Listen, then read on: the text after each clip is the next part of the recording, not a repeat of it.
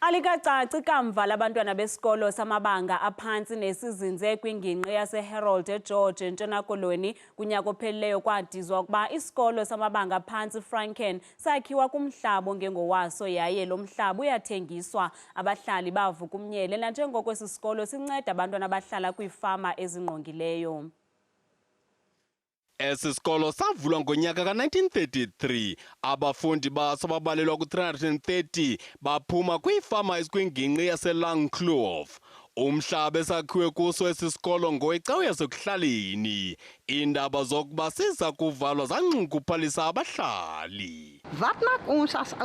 What do we do as parents in the community with so many children if Franken closes?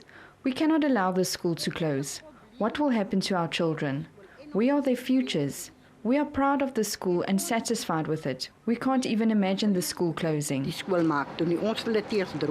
Ubrainers uthi bafuna impendulo. At this point, no one has come to us and said that the school is not going to close and the school is going to stay open. We're just looking for answers. Kunyaka ophelileyo, ityalike iViergeker de Villiers yaziphikisa ingxelo zokokuba iza kuthengisa lo mhlaba isenzela uphuhliso lwezokhenketho kule ngingqi.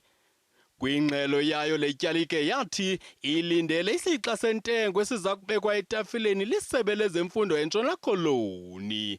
Isebe lona alikaphefumli.